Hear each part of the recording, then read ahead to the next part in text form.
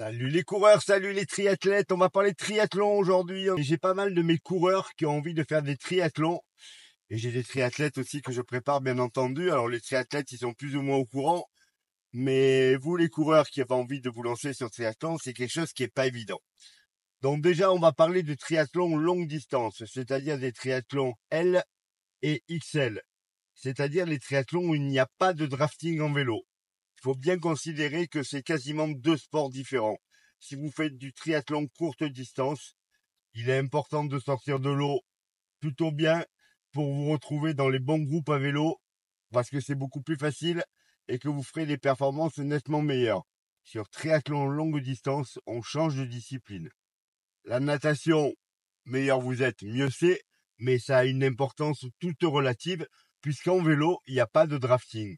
Le drafting, ça veut dire la possibilité de rouler en peloton et de vous servir de l'aspiration des autres. En vélo, même si vous avez quelqu'un qui est 20 à 30% plus fort que vous, si vous vous mettez dans sa roue, vous arriverez à le suivre sans problème. Donc, si vous êtes bien placé dans un triathlon courte distance, vous pouvez vous cacher à l'intérieur du peloton et attendre la course à pied. Si vous faites du triathlon plus long, c'est pas possible, puisqu'en vélo, vous devez rouler tout seul. Alors, on va pas parler d'Ironman spécifiquement, plutôt de 70.3, c'est-à-dire la moitié de la distance Ironman, qui est quand même à aujourd'hui, je trouve, la distance la plus accessible, non pas en termes de difficulté, parce qu'il n'y a rien qui est difficile en fait, c'est juste en termes de temps d'entraînement. Si vous faites de l'Ironman, il faut faire énormément de séances de vélo très longues pour vous habituer, et il y a peu de gens qui ont cette possibilité-là par rapport à leur vie perso et leur vie professionnelle. Donc on va parler de demi-Ironman. Donc la natation, meilleur vous êtes, mieux c'est. Ne vous prenez pas la tête, allez nager 3 à 4 fois par semaine, ça vous servira quasiment à rien. Apprenez à nager correctement dès le départ. Prenez des cours de natation, j'insiste, pour ne pas commencer à nager avec des défauts. Vous allez gagner un temps fou. Une fois que vous nagez correctement, vous allez varier un petit peu les allures en piscine. Vous allez faire quelques séances, mais on va pas parler natation. C'est absolument pas le sujet, et je vous le redis, sur un triathlon longue distance, hormis si vous jouez la victoire, le chrono natation, il est quand même très peu important. On va dire qu'une fois que vous nagez correctement, en y allant une fois par semaine, par exemple, si vous passez à 5 séances par semaine, vous allez nager donc quasiment tous les jours pendant une année complète. Allez, vous allez peut-être gagner 10 minutes sur votre demi-Ironman. Dans le meilleur des cas, vraiment, vous avez fait des progrès incroyables. Si vous avez consacré autant de temps à faire autre chose en vélo ou en course à pied, c'est pas 10 minutes que vous allez gagner, c'est beaucoup plus. Alors, je vais surtout insister sur une chose. N'oubliez pas que le triathlon, c'est un tout. Ne pensez pas épreuve individuellement. Alors, pendant la course, c'est ce qu'il faut faire. Vous focalisez sur l'épreuve que vous faites, mais en gardant en mémoire qu'il se passe quelque chose derrière. La clé, c'est le vélo. Le vélo, c'est vraiment ce qui est le plus important sur Ironman. C'est ce qui fait que vous faites une belle perf. Vous pouvez être le meilleur coureur du monde. Si vous n'êtes pas capable de descendre du vélo en bon état, vous ne pourrez pas courir derrière. Alors, cette vidéo, elle m'a inspiré toujours par un de mes triathlètes qui l'autre jour me dit, on parlait d'un de ces triathlons, il me dit, ouah, j'ai fait un super vélo. Vraiment, j'étais trop content et tout. Par contre, derrière, ouais, j'ai fait une mauvaise course à pied. Ce jour-là, j'étais pas bien. Et je lui ai dit, écoute, non, t'as pas fait un super vélo. Au contraire, t'as fait un vélo de merde. Parce que si t'avais pas fait un vélo comme ça, tu aurais mieux couru derrière et beaucoup mieux. Vous l'avez compris, il faut arriver à équilibrer et à sortir un vélo qui correspond à la bonne intensité, qui vous permet ensuite de courir derrière à votre niveau. Là, on parle même pas d'allure, chacun son allure, juste à votre niveau. Comment on fait ça? Écoutez, vous avez de la chance. En vélo, c'est assez simple. Alors, quand je dis assez simple, il faut avoir du matériel pour pouvoir se tester.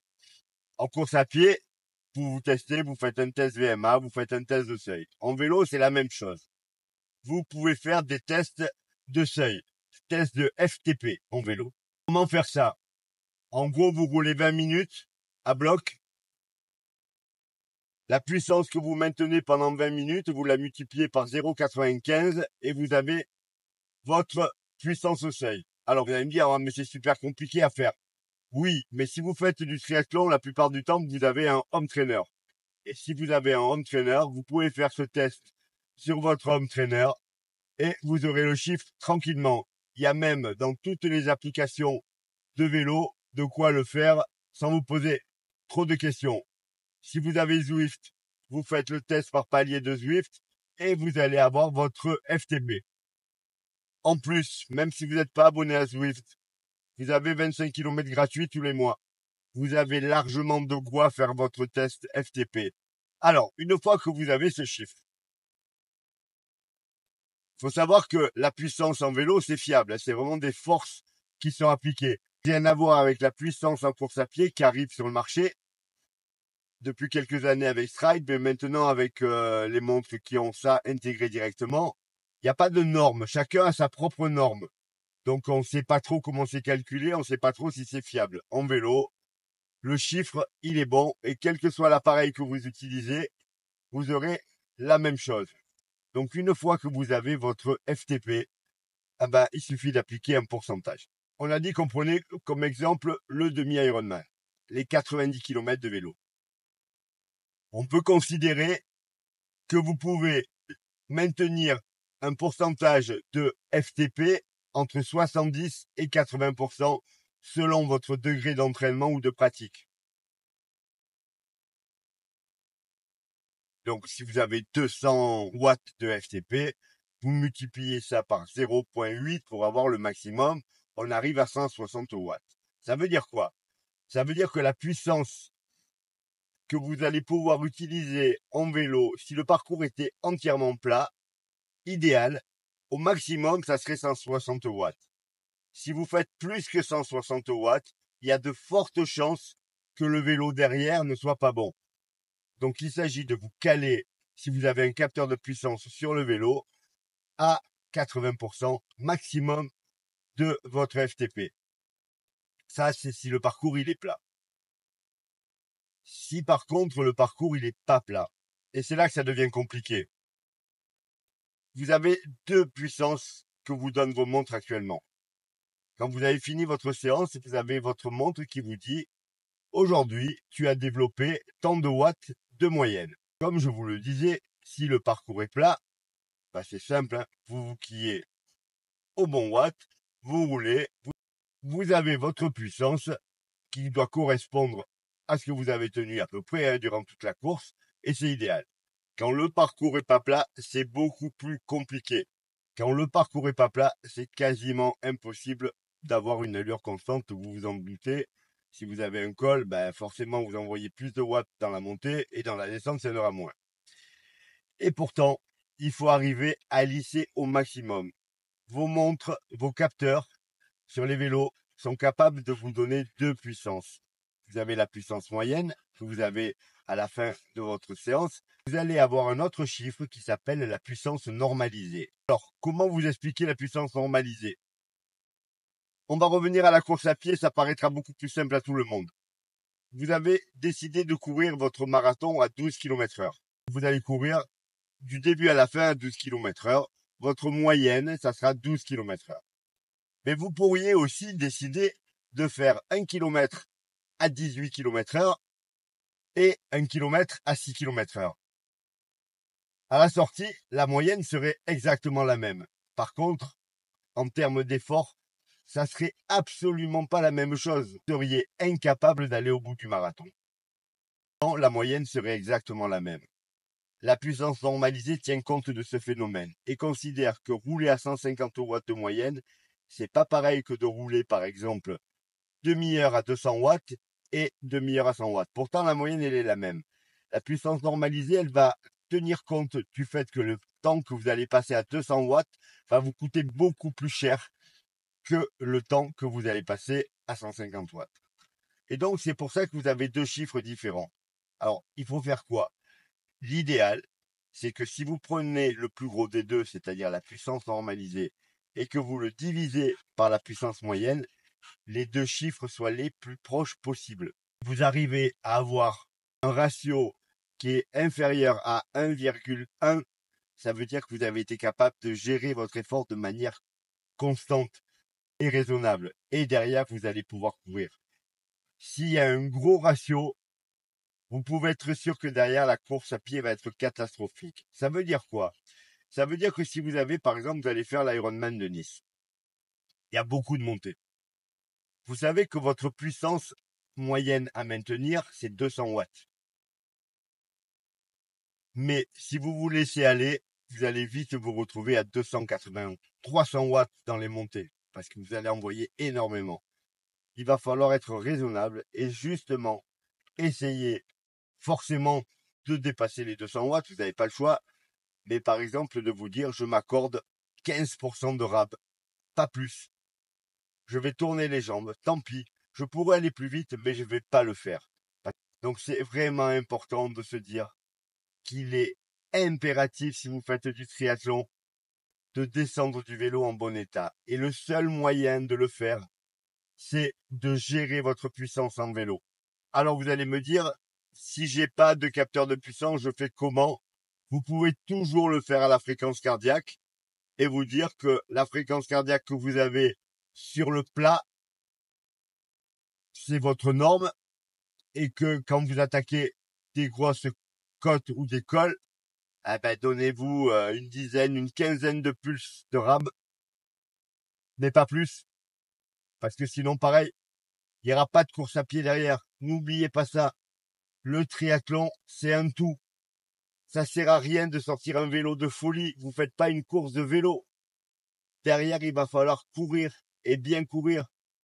Si vous augmentez trop votre intensité sur le vélo et qu'à la sortie, vous allez gagner 10 minutes, allez, un quart d'heure sur votre temps vélo, c'est top. Mais si vous perdez 45 minutes sur votre temps de course à pied parce que vous explosez, si vous finissez en marchant, ça ne marche pas. Donc vraiment, essayez de trouver votre FTP, essayez de savoir à combien de watts vous devez rouler. Et pendant la course, vous ne le perdez pas de vue. On a dit si c'est 180 watts, eh ben vous dites voilà, je suis sur le plat, je suis à 180 watts. Quand ça monte, je vais m'accorder 10-15% de rab, pas plus. Parce que si je mets plus que ça va pas marcher. J'insiste vraiment, c'est la base. C'est la base. Mais on va revenir à la course à pied puisque j'ai beaucoup de coureurs qui regardent ces vidéos. C'est comme si vous me disiez, j'ai fait un super semi-marathon.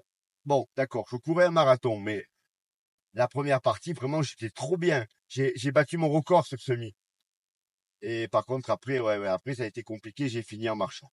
C'est exactement la même chose. Prenez le triathlon comme un tout. Vélo plus course à pied, c'est une seule épreuve. Il faut à tout prix descendre du vélo en étant super bien ravitaillé et en ayant gardé des cartouches pour la suite. Pour garder des cartouches pour la suite, il faut connaître le pourcentage de FTP que vous pouvez tenir. Alors là, pareil que quand vous préparez un marathon, hein, à l'entraînement, eh ben, vous faites des séances où vous allez tester ce pourcentage de FTP. Je vous ai dit, par exemple, sur un demi-Ironman, c'est entre 70 et 80%. Eh ben, vous allez tester 70, vous allez tester 75, vous allez tester 80 pour trouver, en fonction de votre niveau, ce que vous pouvez tenir. Un petit peu comme sur marathon, hein. À très haut niveau, les athlètes sur marathon sont au-delà des 80%, mais parmi vous, il n'y en a quasiment aucun qui est capable d'atteindre les 80%. Donc voilà, on trouve son pourcentage et on l'applique le jour de la course et surtout, on ne se laisse pas aller à dépenser trop de watts dans les montées. Vraiment, j'insiste, hein, restez raisonnable. Vous avez l'impression que vous pouvez aller plus vite, mais c'est exactement ça qu'il faut ressentir. Parce que quand vous allez poser le vélo, il va vous rester 21 km si vous faites un 70.3 et vous pouvez perdre 20-30 minutes si vous explosez. Il ne faut pas oublier que c'est 3 épreuves consécutives et que le but, c'est de faire un chrono global. Pareil, rien à voir avec le vélo. J'avais des triathlètes à Aix il y a 15 jours. J'en ai un, il a perdu 5 minutes par rapport aux autres dans le parc à vélo. Je me suis demandé s'il avait fait une sieste. On en a rigolé ensuite, mais vous pouvez pas vous entraîner des heures à aller nager, vous gratter 1 minute et perdre 5 minutes dans le parc à vélo. C'est pas possible. Entraînez-vous à faire des transitions rapides. Ça, c'est gratuit aussi. Donc, vous pensez ça comme un tout. Et pendant le vélo, vous faites exactement comme sur un marathon. Vous vous freinez, vous restez raisonnable, vous maintenez l'allure qui est prévue. Parce que sinon, il n'y aura pas de course à pied derrière. Enfin, il va y avoir une course à pied qui sera un calvaire. Et en plus, moralement, si vous faites un vélo correct et que vous posez dans de bonnes conditions et que vous courez derrière à votre niveau, vous allez doubler plein de gens parce que ce que je vous raconte là, c'est quasiment 80% des triathlètes qui font des vélos trop forts et qui sont incapables de courir derrière. Donc moralement, vous allez vous mettre à doubler plein de monde et ça va être tellement agréable. Et là, moi, je sais de quoi je parle, hein. J'ai arrêté le triathlon il y a presque 15 ans maintenant. Mais sur Ironman, moi, c'était un rêve de finir. Je nageais pas bien, hein. J'étais incapable de sortir moins d'1h14 sur les 3800 mètres. Je roulais très correctement en vélo, mais derrière, je courais super bien. Et résultat, je doublais du monde tout le temps. Mon premier Ironman, c'était à Nice. Je sors 2300e de l'eau sur 3500. Et encore, j'étais content, je vais vous dire. Et je me rappelle, quand je sors de l'eau, déjà, je me dis, ça y est, c'est fini. C'est vous dire à quel point j'ai ménagé. Je pose le vélo, je suis 429e. Donc, j'ai doublé, mais des dizaines et des dizaines, des centaines de mecs en vélo. Déjà, ça, c'était top. Et je finis 129e. Donc, en continuant à doubler plein de gens en course à pied, en courant le marathon, pas super vite, mais sur un triathlon Ironman, ça reste quand même correct, en 3h20. Sans faire un exploit pour moi, hein, puisque je valais 2h45 à l'époque aussi. Mais par contre, j'ai repris du monde, mais du début à la fin. Pourquoi? Parce que j'avais fait un bon vélo, mais j'avais fait un vélo qui me permettait de courir derrière. Voilà, c'est tout. Donc, pensez à faire ça. Faites un vélo qui vous permet de courir derrière correctement. Et pour ça, il faut calculer exactement à quelle puissance vous devez rouler. Voilà les coureurs, voilà les triathlètes. J'espère que ça vous donnera de quoi faire votre premier triathlon correctement si c'est le cas, parce que je sais qu'il y a beaucoup de gens qui se lancent sur le triathlon. Alors comme ça vous évitera de faire un vélo de folie et de vous retrouver en rade derrière. Bon allez, on est parti pour une nouvelle séance de seuil. Alors la semaine dernière, j'avais fait 7 km en variant les distances et je vous avais mis la vidéo. Alors aujourd'hui, ça va être beaucoup plus court. Je crois que c'est que 4 km. Pourquoi? Parce que j'attaque un nouveau cycle. C'est une semaine un peu allégée. Et puis surtout, j'ai mon tendon qui me fait vraiment mal. Donc je sais que je vais pas trop tirer dessus pour éviter de trop me faire mal. Voilà, j'ai pris la petite caméra. On aura quand même les images comme d'habitude. Allez, on a fini l'échauffement. Tranquille, petite caméra. On va filmer comme d'habitude pour avoir les allures. Et on verra bien. Alors, les blocs, c'est 600 mètres. 1 minute de récup, ensuite 800 mètres, 1 minute 30 de récup, 1 km 6, 1 minute 30 de récup, et de nouveau 800 et 600 mètres, donc rien de très difficile. La bonne nouvelle, c'est que bon, je vais passer la séance tranquillement, et que quand je cours un peu plus vite, j'ai quand même beaucoup moins mal au tendon. C'est la position du pied qui fait sans doute ça. La fréquence cardiaque, elle va pas beaucoup monter aujourd'hui, déjà parce que je commence à être en forme, et ensuite les blocs qui sont assez court, ce qui permet de limiter ça. Mais là, vraiment, l'idée, c'est de faire une séance qui soit pas trop lourde pour mon tendon et qui, en plus, me permette de faire une semaine plutôt allégée. Il n'y a que dimanche où je vais faire la sortie allure marathon, où je devrais faire 3 blocs de 12 minutes, il me semble. Mais sinon, cette semaine, j'ai pas fait des très très grosses séances. Là, ça se passe plutôt bien. Vous voyez que je tiens sans problème l'allure. Alors, je suis entre 3,40 et 3,50, c'est à peu près bon. Ce qui est intéressant, c'est la fréquence cardiaque qui est vraiment pas haute. Je suis à moins de 160. Comme je vous le disais, c'est un peu normal parce que les séances sont courtes et donc le cœur, il n'a pas le temps de vraiment monter. Mais malgré tout, il y a quelques semaines, je serais monté beaucoup plus haut que ça. Alors, je vous rappelle que les séances au seuil sont primordiales pour augmenter le pourcentage de VMA que vous tenez sur n'importe quelle épreuve. Ça permet vraiment de tenir plus longtemps avec des intensités plus grandes. Par exemple, moi, je suis capable de courir le marathon à 80% de ma VMA.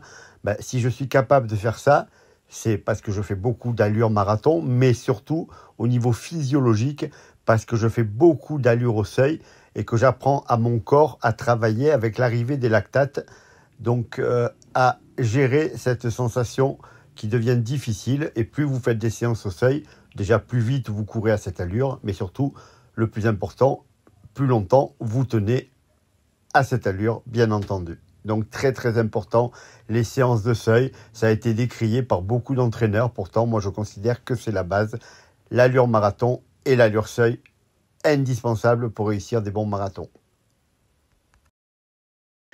Bon ben voilà, c'est fini. Alors c'était vraiment très court, donc ça s'est bien passé forcément. Le plus drôle, c'est que j'ai moins mal quand je vais vite que quand je fais un footing. C'est que la pose du pied est pas la même et que l'insertion du tendon, elle est moins sollicitée, que mon pied est un peu surélevé forcément, comme on passe en avant-pied quand on accélère. Et résultat, le tendon est moins tendu, donc j'ai moins mal. Vous allez me dire, j'ai qu'à faire plus faire de footing, mais c'est un peu compliqué. Allez, 20 minutes pour finir la séance et ça ira bien pour aujourd'hui. Fera un peu de vélo ce soir puisqu'on peut pas courir plus. Je vais profiter de la fin de ma séance pour vous rappeler qu'il est impératif de vous entraîner aux heures les plus chaudes de la journée, notamment si vous faites du triathlon. Toutes les épreuves de triathlon, c'est l'été et il fait très chaud. Si votre corps n'est pas habitué, le jour de la course, ça va être catastrophique. Vous allez courir si vous le pouvez. Au moment où il fait le plus chaud, vous prenez à boire, vous vous hydratez et vous augmentez petit à petit le temps que vous passez à courir en pleine chaleur. Si vous faites l'Ironman de Nice, par exemple, mais c'est indispensable. Sinon, le jour de la course, vous allez vous retrouver à 30 degrés sur la promenade des Anglais et votre corps sera absolument pas prêt à cela. Je compte sur vous. Petite séance, comme je vous l'ai dit, mais avec les douleurs que j'ai, je fais avec. Par contre, je l'ai passé très tranquillement. Donc la forme est là, il faut juste que la douleur disparaisse pour que je puisse m'entraîner correctement et surtout faire plus de kilomètres parce que là j'arrive à peine à atteindre les 100 km par semaine et je sais qu'il m'en faut un peu plus pour être en forme. Mais je sais que j'ai le temps, j'ai juin, juillet, août et les 15 premiers jours de septembre, donc largement le temps de retrouver mon tendon et préparer ce marathon de Berlin qui sera vraiment l'objectif de l'année, beaucoup plus que celui d'Alicante en fin d'année. On se retrouve très vite pour une nouvelle vidéo. N'oubliez pas de vous abonner, de liker et de partager.